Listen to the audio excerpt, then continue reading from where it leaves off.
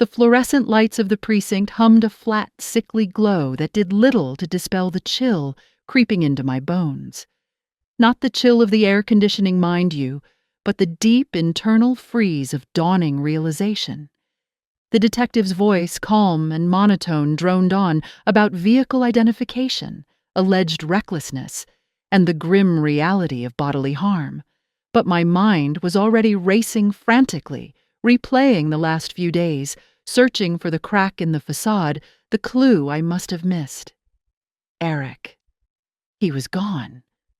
Not just absent from the visiting room, but utterly, terrifyingly vanished, leaving me to face the cold glare of the law alone.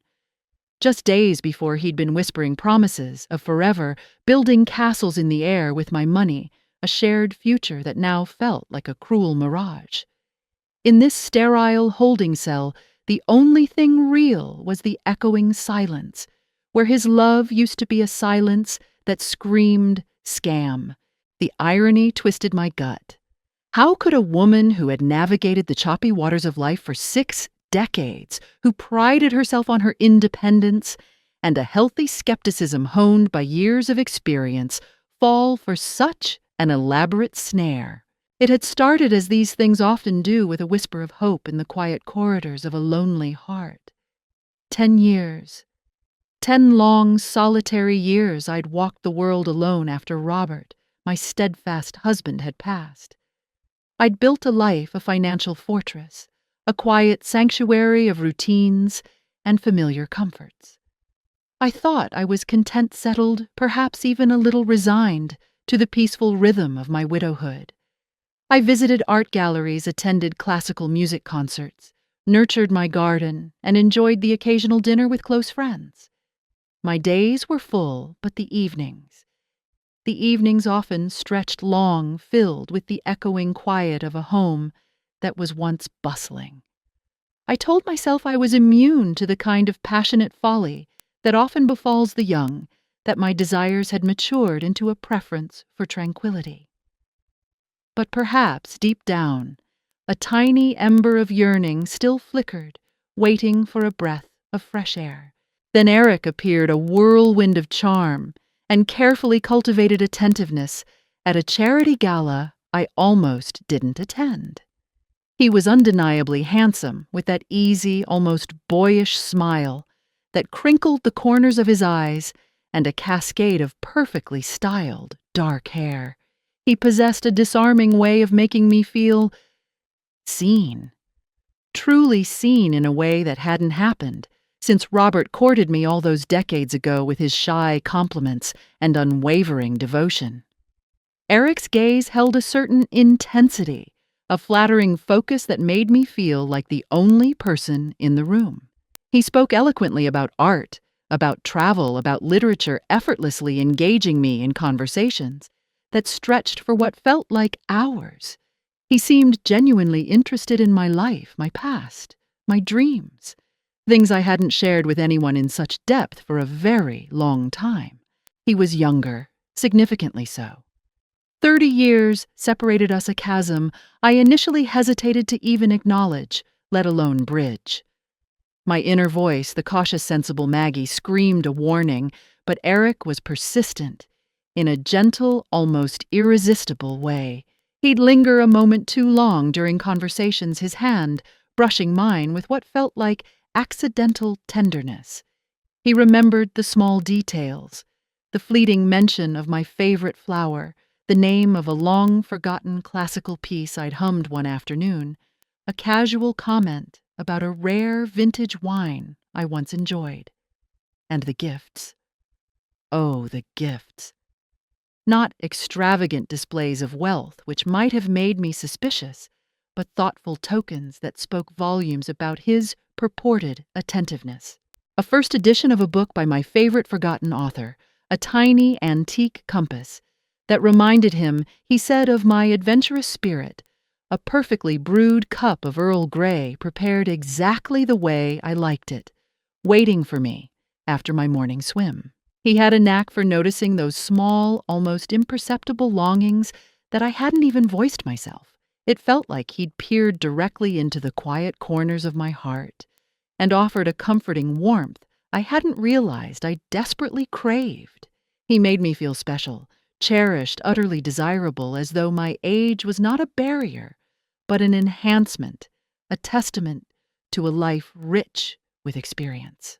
He told me he loved my spirit, my independence, the wisdom etched in the lines around my eyes. He spoke of a deep connection, a meeting of souls that transcended age, an almost mystical bond.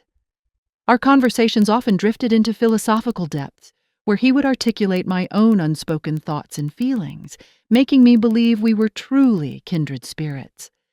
When the topic of marriage arose, as it inevitably did in the hushed intimacy of our evenings, together perhaps, during a quiet dinner at a charming bistro, or while watching the city lights from my penthouse balcony, he'd become endearingly hesitant, almost bashful. "Not yet, Maggie," he'd say, his gaze earnest, his hand gently squeezing mine. "My career. I need to be more established to be truly worthy of you, to build a future that reflects the grandeur of your spirit. I want to give you everything you deserve, not just what I have now." It sounded almost noble, a young man striving to build a solid foundation for their future, a man with admirable ambition and integrity. And foolishly, blindly, with my heart overriding decades of hard-earned caution, I believed him. My courtship with Eric was a whirlwind of romantic dinners in dimly lit, exclusive restaurants where he always seemed to know the perfect dish. Leisurely strolls through sun-dappled parks and whispered confidences shared under starry skies on moonlit evenings. He'd hold my hand in the cinema, his touch light, but reassuring, a comforting presence. He'd compliment my appearance with a sincerity that melted away years of self-consciousness, making me feel vibrant, alive, desirable, in a way I hadn't felt in decades. It was intoxicating, this rediscovery of a part of myself I thought had faded with time, a resurgence of joy and longing I hadn't anticipated. Then came the opportunity presented with a blend of youthful enthusiasm and calculated seriousness. Eric, with his bright entrepreneurial spirit, had recently launched a tech startup. He spoke of its immense potential, the groundbreaking technology they were developing, a revolutionary AI platform he claimed poised to disrupt the market. He painted a vivid picture of future success, of IPOs and grand expansions, hinting at a shared future he implied if I would consider investing. He presented it not as a desperate plea for funds, but as a privileged invitation, a chance for me to be a part of something truly significant, a testament to his trust in me. "I see your keen business acumen, Maggie," he'd said, his eyes sparkling with what I thought was admiration. "You understand vision. This isn't just an investment, it's a partnership, a way for us to build something truly extraordinary together." He spoke of his grand dreams for the company and how my investment would not only secure his future, but also our future. But he'd added, leaning closer, his voice dropping to a conspiratorial whisper, his brow furrowed with what I perceived as concern, "I don't want the other investors, the old guard, to think I'm relying on my girlfriend. It could complicate things, make them question my independence. So let's keep our relationship discreet for now, where the business is concerned. A quiet understanding between us, a secret advantage."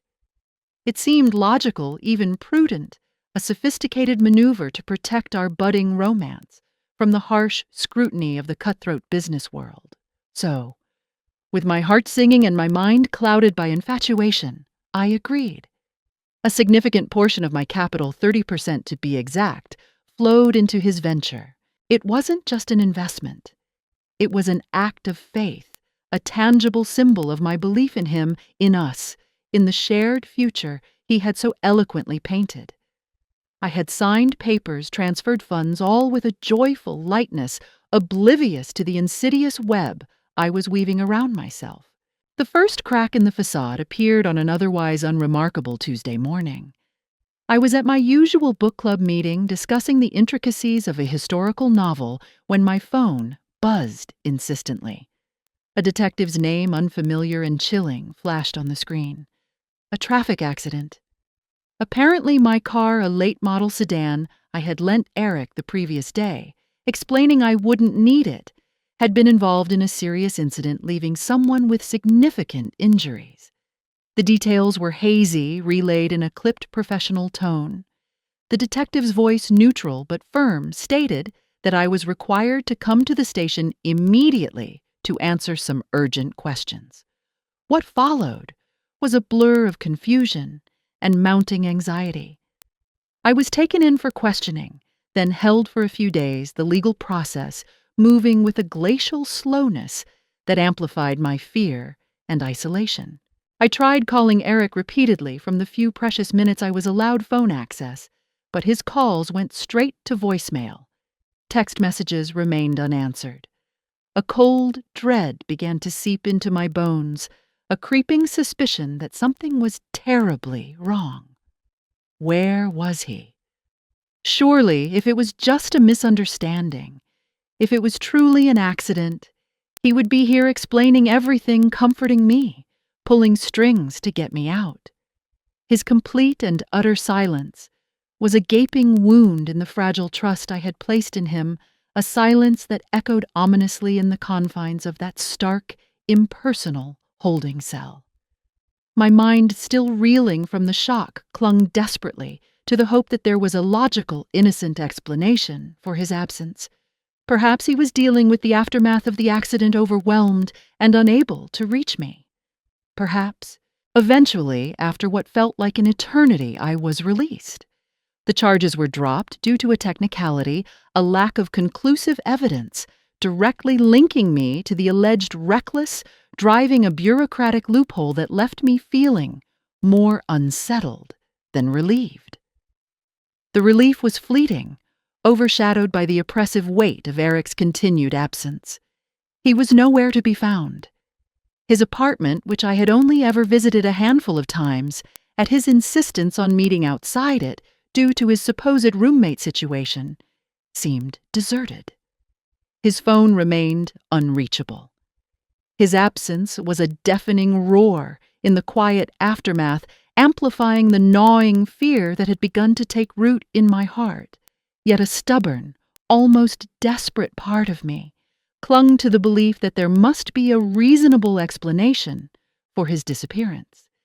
He was busy, stressed, perhaps even injured himself. I rationalized, I hoped, I waited.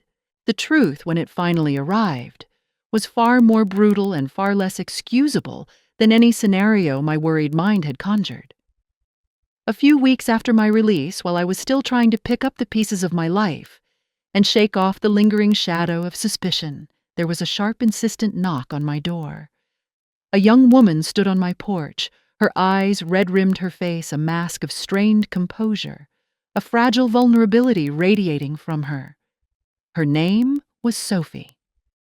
She didn't waste any time on pleasantries, nor did she need to be invited in. She stepped inside with an almost defiant air, her gaze sweeping over my comfortable living room with a mixture of resentment, jealousy, and something akin to pity. She walked directly to my coffee table, her hand trembling slightly, as she laid out a stark collection of documents, a marriage certificate and a handful of recent wedding photos. There, in vivid color, was Eric, his arm wrapped possessively around Sophie, both beaming with the unadulterated joy of newlyweds. The date on the certificate was from before I had even met him. My world tilted in its axis. Sophie's story unspooled like a venomous vine, each word a painful barb plunging deeper into my already wounded heart. She was Eric's wife, his official wife. They had been together for years, since college, navigating life's challenges side by side. The charming, attentive man I had fallen for the man who had promised me forever, who had intertwined his future with mine, or so I believed, was nothing more than a carefully constructed illusion, a role he had perfected. And the reason for this elaborate deception? My money. My secure financial standing, my assets, my investments. They, Eric and Sophie, had targeted me, cultivated the romance, played out the entire saccharine charade, all to gain access to my financial resources to drain me of my wealth. And then she dropped the final devastating blow, twisting the knife further into the wound that was already bleeding. "I'm pregnant, Maggie," she said, her voice surprisingly devoid of emotion, almost matter of fact. "It's Eric's child. We're building a family and we need funds for our future." Their motive laid bare in its raw, cruel clarity was simple, secure, their future funded entirely by my savings, by my naive trust. Then came the demand, spoken with a chilling lack of empathy, a substantial sum of money in exchange for her silence. She threatened to expose our affair, to paint me as a foolish, desperate old woman who had been easily manipulated to unleash a scandal that would publicly humiliate me before my friends and family. My mind reeled, struggling to comprehend the scale of the betrayal, the profound depth of their calculated deceit. The sheer audacity of it felt like a physical blow, yet a sliver of irrational doubt, a stubborn refusal to fully believe, still lingered. Could this all be true? Could the man who had whispered sweet nothings in my ear, who had held my hand and looked into my eyes with such apparent affection, be capable of such cold-blooded, heartless depravity?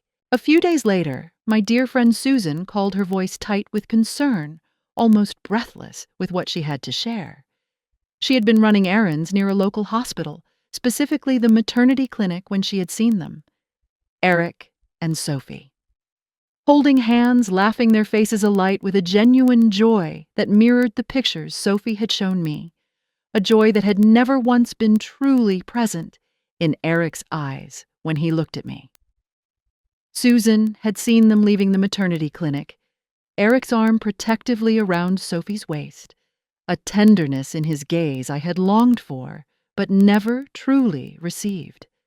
Any lingering doubt I harbored, any last shred of hope that this was all a misunderstanding, shattered into a million irreparable pieces.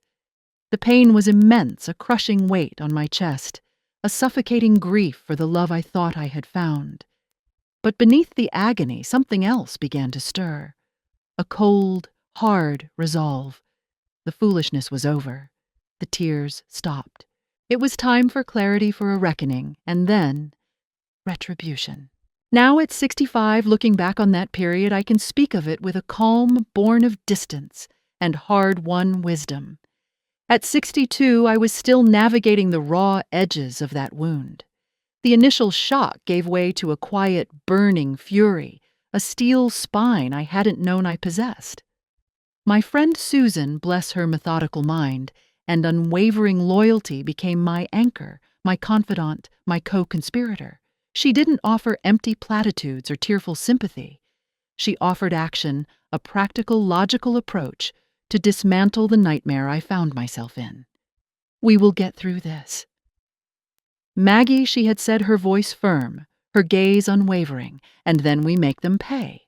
Together, we began to meticulously piece together the entire sordid truth, going far beyond Sophie's crude confession. Susan, leveraging her extensive network and her keen instincts, hired a discreet but ruthlessly efficient private investigator.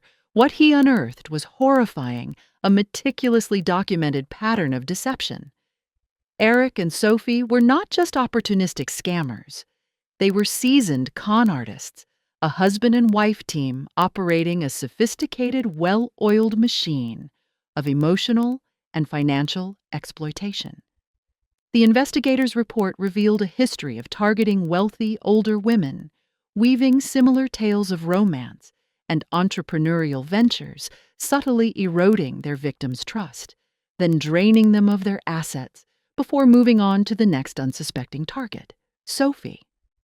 It turned out had her own unsavory past, a string of exploitative relationships that echoed Eric's modus operandi, each one leaving a trail of financial ruin and emotional devastation. Their partnership was a perfectly choreographed dance of manipulation, honed over years of preying on vulnerability, a chilling testament to their depravity. The anger that had been simmering beneath the surface finally boiled over, not in a destructive, uncontrolled blaze, but in a cold, precise heat. It wasn't just about the money I had lost, though that was substantial. It was about the profound violation of trust, the calculated manipulation of my deepest emotions, the utter disregard for my humanity. They had stolen my hope, my peace of mind, my dignity. I wouldn't let them get away with it. I would not become another cautionary tale whispered among their future victims, another notch on their belt of deceit. My revenge wasn't fueled by a blind, destructive rage or a desperate desire for public spectacle. It was cold, strategic, and aimed precisely where it would hurt them the most, their carefully constructed financial future, the very foundation upon which their entire parasitic existence was built. I consulted with my lawyers, calm and collected, explaining every detail, presenting the evidence Susan and the investigator had gathered. They were astonished by the brazenness of the scam, but impressed by the thoroughness of my counterintelligence. With their guidance, I contacted Eric's primary competitor, a shrewd, ruthless businessman named Thomas Sterling, who had long eyed Eric's fledgling company with a predatory interest. Sterling was known for his aggressive takeover tactics and his insatiable appetite for market dominance. I offered him my 30% stake in Eric's company, at a significantly reduced price, almost a fire sale. I wasn't looking to recoup my losses. I was looking for leverage for destruction. Sterling, a man who understood the language of power and opportunity, immediately sensed a golden chance to gain a controlling interest and effectively dismantle a burgeoning rival. He jumped at the offer. The deal was swift and silent, executed with surgical precision, flying completely under Eric's radar.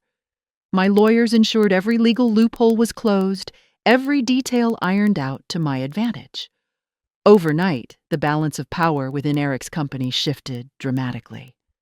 My shares, combined with Sterling's existing holdings, which he had been quietly accumulating now, gave him the outright majority, a controlling stake that Eric, in his arrogant blindness, had never anticipated. Eric, blindsided and utterly powerless, was effectively ousted from the company he had founded, the very vehicle he had so meticulously used to gain my trust and my substantial investment. The irony was almost palpable, a sweet, bitter taste of justice. His own creation became his undoing. He had built the cage.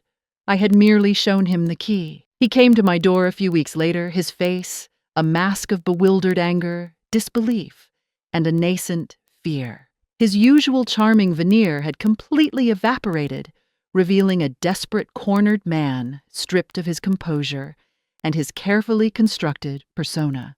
He railed about my betrayal, about how I had ruined him, how I had destroyed his future, his dream. He spoke of his vision with a pathetic conviction that almost made me laugh, a hollow echo of the persuasive words he'd once used to ensnare me. He demanded answers, explanations, a reversal. I listened calmly, my gaze steady, unwavering, a quiet observer to his unraveling. He didn't know that I had already made arrangements, a quiet exodus to a new peaceful address in a different state, leaving no forwarding information. All that remained for him was a thick manila envelope, placed discreetly on the doorstep by a courier service after I had already physically departed. Inside, he found a meticulously documented dossier of his and Sophie's elaborate scheme. The official copy of their marriage certificate, the wedding photos. He'd tried to hide the private investigator's comprehensive report, detailing their history of fraud, screenshots of their illicit social media interactions. Even a copy of Sophie's threatening demand letter to me. Every lie, every calculated move laid bare. On the cover of the file, in my own steady hand, a hand that no longer trembled, I had left a short, unadorned note, each word imbued with the weight of consequence. You played, you lost. You The aftermath was swift, and for me deeply satisfying, not in a vengeful way, but in a quiet internal confirmation of justice served. Eric's financial dealings came under intense scrutiny, not just from the fallout of his company's collapse, but from the authorities fueled by anonymous tips that contained just enough verified information to pique their interest and begin a serious investigation into his past ventures. Stripped of his company facing potential legal action for fraud and mounting debt from various failed enterprises, his carefully crafted illusion of success crumbled entirely. Sophie, abandoned by her own husband after his downfall and facing the wrath of his family over the disputed paternity of her child, a child they couldn't afford to raise in the lavish lifestyle they had envisioned, vanished with him. They effectively disappeared from the public eye, their names now synonymous with scandal and ruin, leaving a trail of broken promises, shattered illusions, and financial devastation in their wake. Their carefully constructed world built on lies and exploitation had imploded entirely. As for me, I found a quiet, profound satisfaction in knowing that I had turned their predatory game against them, using their own tactics of financial manipulation to bring about their downfall. The money I lost was a painful, expensive lesson, a tuition fee for a brutal masterclass in human deceit. But the cost to them was far greater, far more encompassing. It was a stark reminder that even in the twilight of life, when one might be perceived as vulnerable, one should never underestimate the resilience, the sharp intellect, and the unwavering determination of a woman who has learned to stand on her own 2 feet, who has built her own empire, and who refuses to be anyone's victim. The sting of betrayal faded, with time replaced by a quiet pride in my ability to not just survive, but to deliver a decisive counterblow that reclaimed my dignity and ensured their irreversible downfall. I now reside in a serene home in a different city, surrounded by the gentle hum of my own peaceful existence, free from the shadows of deceit and the manipulative whispers of false love. Life goes on, certainly, with its own quiet rhythms, its own unexpected joys. The scars remain subtle reminders, but they are no longer open wounds. They are simply part of the rich tapestry of a life well lived, a testament to resilience, a badge of hard-won wisdom. You see, sometimes life throws you a curveball when you least expect it, a deceit wrapped in the alluring package of romance, designed to exploit your deepest desires for connection and companionship. It feels like a punch to the gut, a betrayal that shakes the very foundation of your trust in humanity. But when you find your footing again, when you rise with clarity and purpose, when you tap into that wellspring of inner strength you didn't even know you possessed, let those who sought to deceive you understand the true irreversible cost of their betrayal, the potential for their own complete undoing. It's not about bitterness. It's about reclaiming your power, your story, your life. Have you ever experienced a similar betrayal, a moment when you realized someone you trusted had deeply deceived you, perhaps in matters of the heart or finances? How did you find your strength to move forward, to heal, and to perhaps even turn the tables? Share your story in the comments below. Let's create a space where we can share our experiences, learn from one another's resilience, and find common ground in our journeys. And if you've found this story resonates with you, consider subscribing to Grandma's Journal for more tales of life lessons learned and the quiet strength we find within ourselves.